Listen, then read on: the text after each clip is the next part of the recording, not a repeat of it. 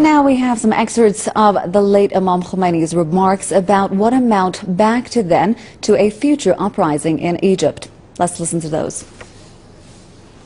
ملت مصر از حکومت نظامی نترسد و به او اعتنا نکند و همونطور که ایران حکومت نظامی را شکست و به خیابانها ریخت، اونها هم بشکنند و به خیابانها بریزند و این تفاله های امریکا را بیرون بریزند.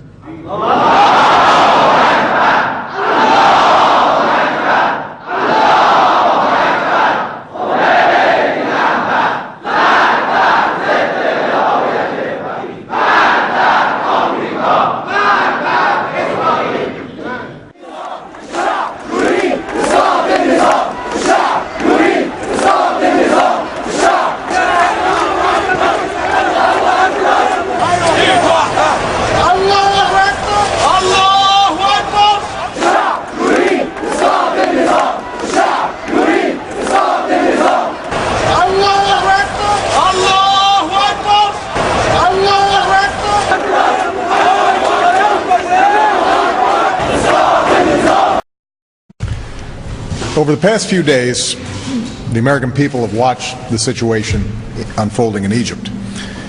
We've seen enormous demonstrations by the Egyptian people. We've borne witness to the beginning of a new chapter in the history of a great country and a longtime partner of the United States.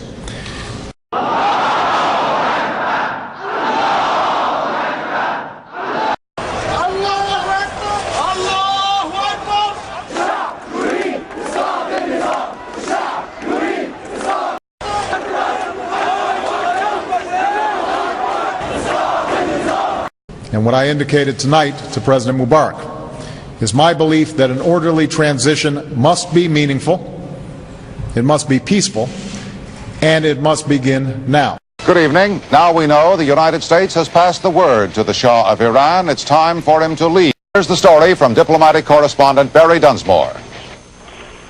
At the time that the Shah was meeting his new civilian government this past weekend, he was aware that the U.S. had made its decision. It was a subtle decision.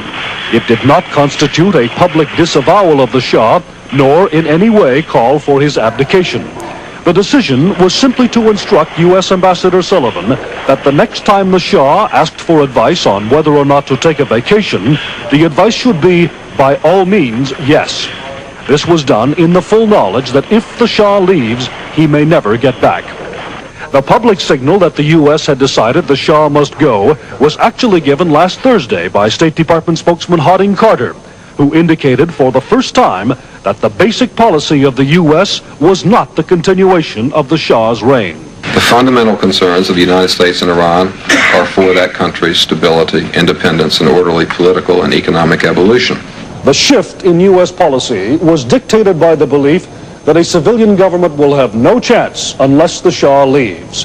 Behind that belief is the concern that if a civilian government cannot be formed, there will either be a right-wing military coup or the emergence of an anti-Western, highly conservative Islamic state. As of the moment, either of those is still possible. And what I indicated tonight to President Mubarak is my belief that an orderly transition must be meaningful, it must be peaceful, and it must begin now. Jimmy Carter, the liberal left and world chaos, a Carter-Obama plan that will not work. Author Mike Evans makes the case that Jimmy Carter's potential influence in the current debate over Middle East policy could have catastrophic results for the United States and the world. Evans calls Carter the godfather of world chaos because he says Carter created the firestorm that destabilized our greatest ally in the Muslim world, the Shah of Iran, in favor of the Ayatollah Khomeini.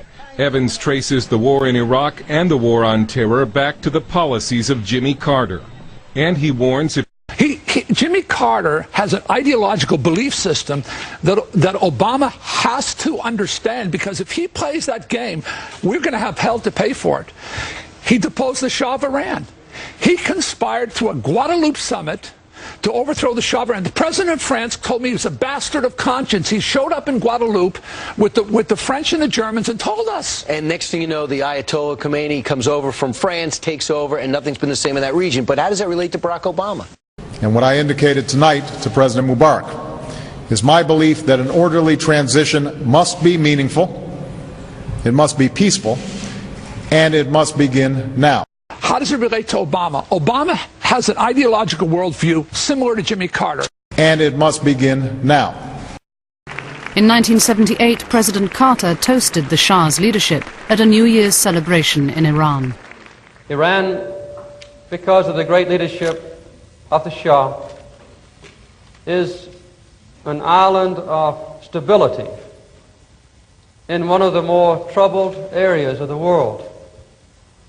This is a great tribute to you, Your Majesty, and to your leadership. Well, let me, on behalf of the American people and my administration, welcome President Mubarak for his first visit since I've taken office. I want to publicly thank him for the extraordinary hospitality that he showed us when I traveled to Egypt.